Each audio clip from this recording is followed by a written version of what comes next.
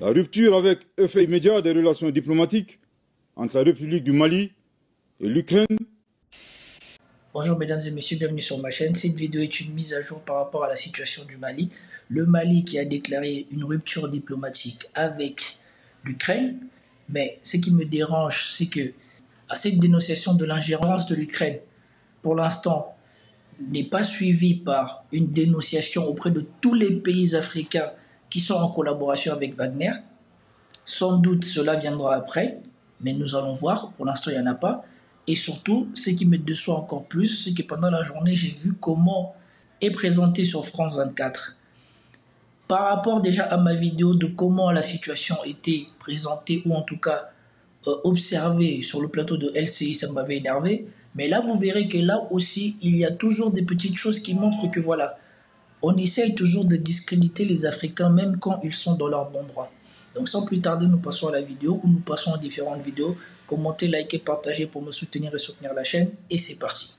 Suite à l'implication reconnue et assumée de l'Ukraine dans l'agression caractérisée du Mali, le gouvernement de transition de la République du Mali décide des mesures suivantes. 1. La rupture avec effet immédiat des relations diplomatiques entre la République du Mali et l'Ukraine, cette dernière dont les destins sont malheureusement confiés à des pantins confondant la scène internationale et la scène de théâtre. Que Dieu bénisse le Mali et l'AES fait à Bamako le 4 août 2024. Merci de votre très aimable attention. Donc voilà la réaction officielle du Mali. Et maintenant nous allons voir comment cet événement est présenté par France 24. Regardez bien l'angle par lequel ils ont choisi de parler de cet événement et surtout les mots qu'ils ont choisis et le doute ou la suspicion qu'ils ont mis dans les mots qu'ils ont choisis. Moi, c'est surtout ça que j'ai retenu. À quelques pas du Kremlin, plusieurs dizaines de Russes se recueillent. Des bougies sont allumées et des fleurs déposées en hommage à des combattants de Wagner, tués fin juillet à Tinzaouaten, dans l'extrême nord-est du Mali. Une bataille aujourd'hui au cœur des tensions entre le Mali et l'Ukraine, car selon la junte, Kiev a joué un rôle déterminant dans ce revers. Le gouvernement de transition a décidé de la rupture avec effet immédiat des relations diplomatiques entre la République du Mali et l'Ukraine. Cette dernière dont les destins sont malheureusement confiés à des pantins confondant la scène internationale et la scène de théâtre. Le régime, en place à Bamako depuis un coup d'État en 2020, s'est allié à Wagner pour combattre les rebelles Touaregs et les djihadistes qui sévissent dans le nord du Mali. Les séparatistes assurent avoir éliminé 84 paramilitaires et 47 soldats maliens à Tinzaouaten entre le 25 et le 27 juillet. Mais sur quoi s'appuie le Mali pour accuser Kiev ? Lundi dernier, Andriy Youssov, porte-parole du renseignement ukrainien, s'est exprimé à la télévision. Évoquant la bataille de Tinzaouaten, il a indiqué que les séparatistes avaient obtenu des informations clés sans reconnaître directement l'implication de l'Ukraine. Les rebelles ont reçu les données nécessaires qui leur ont permis de mener à bien une opération contre des Russes auteurs de crimes de guerre. Cela a été observé par le monde entier. Bien entendu, nous ne divulguerons pas les détails. Des propos qui prouvent selon Bamako le soutien de Kiev aux rebelles et aux djihadistes. La rupture des relations diplomatiques avec l'Ukraine vient confirmer le penchant pro-russe de la junte malienne. Cette semaine, Moscou a réaffirmé son soutien au régime qui a dénoncé les accords de défense avec la France en 2022. Dans cette vidéo, il ne parle pas de l'incident au Sénégal où l'ambassade ukrainienne avait écrit ceci. Et ce n'était pas prévu de rajouter cette vidéo, mais je pense qu'il est nécessaire de revenir dessus pour que vous compreniez le parti pris de ces gens-là. Dans un communiqué publié ce samedi, le ministère sénégalais de l'intégration africaine et des affaires étrangères dit avoir découvert avec surprise sur la page Facebook de l'ambassade d'Ukraine à Dakar la publication d'une vidéo qualifiée de propagande de l'armée ukrainienne. La publication a depuis été supprimée. Il s'agissait d'une interview d'Andriy Youssov, le porte-parole du service de renseignement militaire ukrainien, dans laquelle il affirme que son pays a fourni des informations aux rebelles Touaregs du nord du Mali dans leurs affrontements fin juillet avec les forces armées maliennes et leurs alliés du groupe paramilitaire russe Wagner. La vidéo était accompagnée d'un commentaire de l'ambassadeur ukrainien qui déclarait « Le travail se poursuivra, il y aura certainement d'autres résultats ». Vous avez vu ici, la précision est donnée que dans la vidéo ukrainienne, l'officiel ukrainien disait qu'ils ont aidé, selon eux, les séparatistes ou les je sais pas quoi, mais les terroristes, à s'attaquer à l'armée malienne. Mais quand France 24, déjà qui avait fait exprès de ignorer cette information jusqu'à ce que beaucoup de gens commencent à la sortir et que le Mali maintenant prenne des mesures et déclare la rupture diplomatique, France 24 vient présenter cette info et vous voyez les mots choisis qu'ils utilisent. Ils disent que l'officiel ukrainien qui a parlé n'a jamais fait allusion au Mali. Et donc maintenant, nous allons analyser cette information, comment elle est délivrée par France 24, pour que vous voyez pourquoi il est important que certaines personnes comme moi perdent leur temps à essayer de décrypter ces légères petites modifications dans l'information qui changent totalement la nature et la compréhension de la situation. Le pas du Kremlin, plusieurs dizaines de Russes se recueillent. Des bougies sont allumées et des fleurs déposées en hommage à des combattants de Wagner, tués fin juillet à Tinzaouaten, dans l'extrême nord-est du Mali.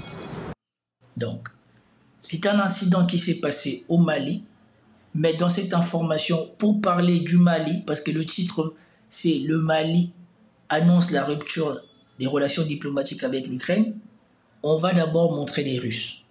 D'accord? Donc là, on vous écrit une chose, mais dans le subconscient, on vous envoie l'idée que ce ne sont pas des Maliens, c'est des Russes qu'on a attaqués. Ce sont des petites choses, mais qui comptent. On essaye d'éviter au maximum de montrer des images qui pourraient donner de la compassion ou indigner les gens par rapport aux gens qui ont fait ça. Une bataille aujourd'hui au cœur des tensions entre le Mali et l'Ukraine, car selon la junte, Kiev a joué un rôle déterminant dans ce revers. Voilà, c'est là que ça commence. Selon la junte, Kiev a joué un rôle déterminant dans cette bataille.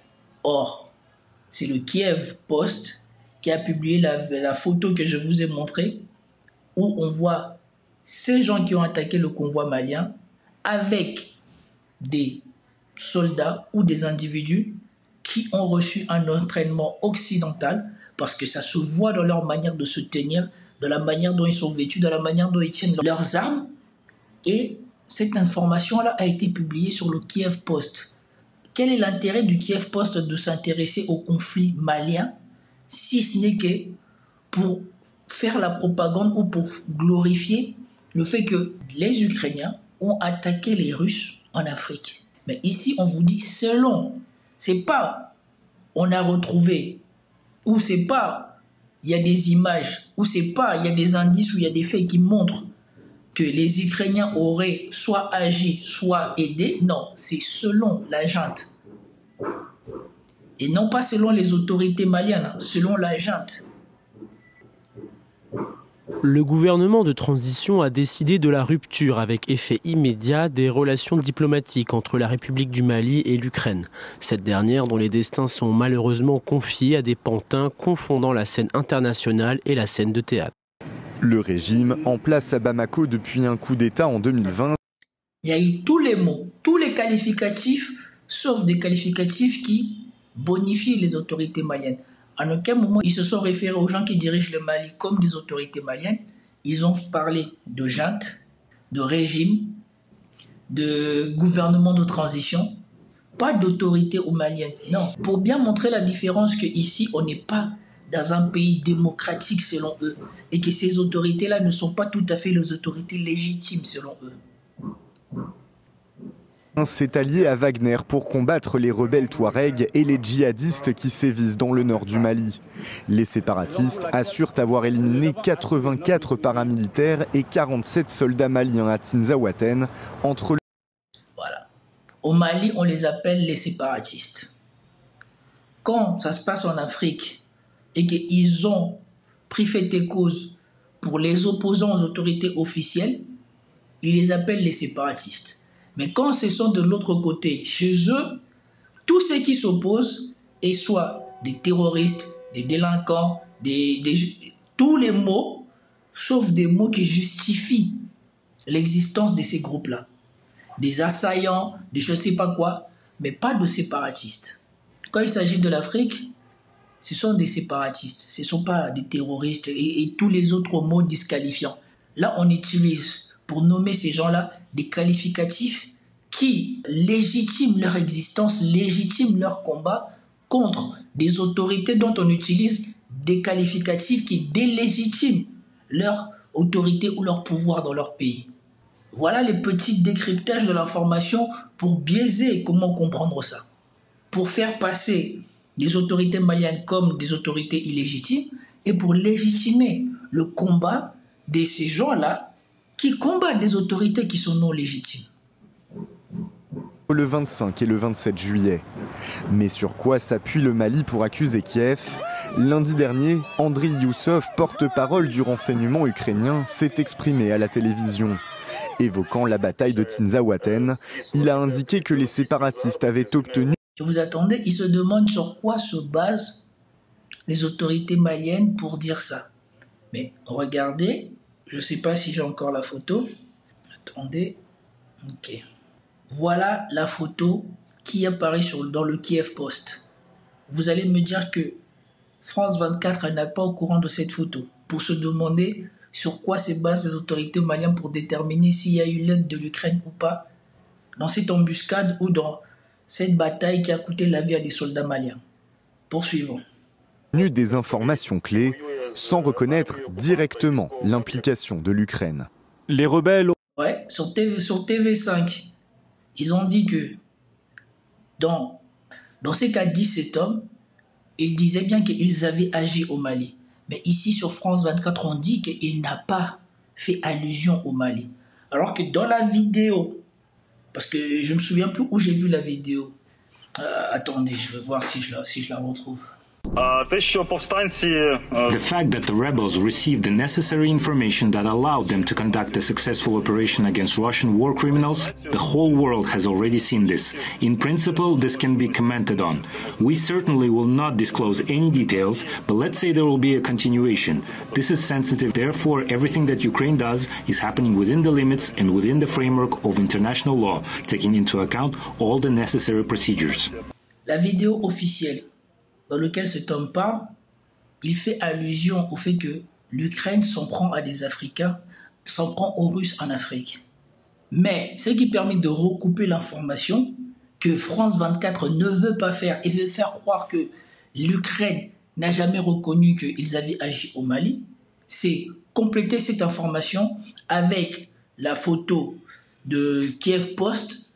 Il ne complète pas l'information avec cette photo de ces gens justement qui ont attaqué le convoi malien ou en tout cas qui ont gagné la bataille contre l'armée malienne et qui ont tué des Maliens et des Russes. Il ne complète pas l'information avec ceci et avec l'information que je vous ai donnée au début de TV5. Si on regroupe les trois informations, la preuve est faite que l'Ukraine a agi au Mali. Mais là, on préfère se limiter à juste les paroles prononcées par cet officiel ukrainien. Comme ça, on peut dire que c'est la junte qui dit que l'Ukraine a agi au Mali sans avoir des preuves. Alors que le recoupement des différents indices ou des différents faits montre que l'Ukraine a agi au Mali. Et surtout, ce qui a été publié sur la page Facebook de l'ambassade ukrainienne au Sénégal était sans équivoque, puisque les autorités sénégalaises ont convoqué l'ambassadeur sénégalais à cause de ça. Ont reçu les données nécessaires qui leur ont permis de mener à bien une opération contre des Russes, auteurs de crimes de guerre. Cela a été observé par le monde entier. Bien entendu, nous ne divulguerons pas les détails. Des propos qui prouvent selon Bamako le soutien de Kiev aux rebelles et aux djihadistes. Voilà. Des propos qui prouvent selon Bamako. Alors que quand je vous recoupe les différentes informations, il n'y a pas de doute possible. Kiev a bien agi et même contrairement à ce qui est dit dans ce communiqué, quand on recoupe la photo, on se rend compte que probablement les Ukrainiens ont pris part à cette attaque et que probablement c'est eux qui ont renversé la vapeur parce que le scénario de cet affrontement n'était pas du tout celle-là. Ces gens-là, au début de leur affrontement, ont été mis à mal par Wagner et l'armée malienne. La rupture des relations diplomatiques avec l'Ukraine vient confirmer le penchant pro-russe de la junte malienne. Cette semaine, Moscou a...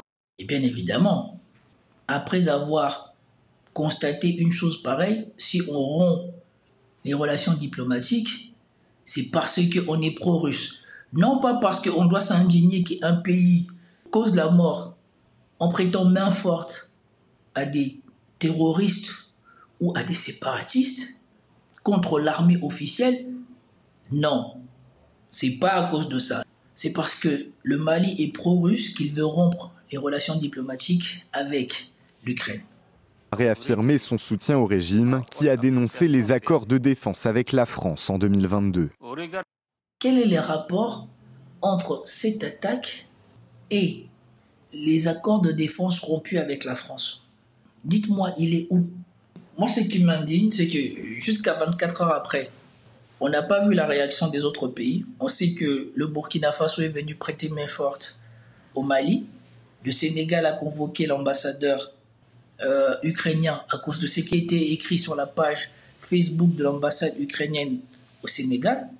Cependant, les autres pays d'Afrique qui travaillent avec la Russie ou Wagner, pour l'instant, on n'a pas de communiqué officiel d'eux. Et ça, c'est inquiétant et ça, c'est désolant pour l'Afrique. Parce que si une chose pareille se serait passée en Europe, on peut être sûr que l'Union européenne, dans sa totalité, tous les ambassades et tous les présidents et tous les officiels des pays de l'Union européenne auraient condamné une chose pareille. Comme ils ont tous condamné l'entrée de la Russie en Ukraine, alors que l'Ukraine ne fait pas partie de l'Union européenne. Et jusqu'à aujourd'hui, ils combattent la Russie en Ukraine, alors que l'Ukraine ne fait pas partie de l'Union européenne. Mais nous, ou en tout cas l'Afrique, ne se prononce pas d'une voix unanime pour condamner l'ingérence d'un pays non africain à vouloir venir faire des interventions militaires sur son territoire. Mais ils attaquent en Afrique et les réactions se font attendre. Ce qui est bizarre, ce qui est dommage. En tout cas, c'était tout pour cette vidéo. J'espère que vous avez apprécié. Si vous avez apprécié, commentez, likez, partagez. Je vous dis à plus tard. Peace out.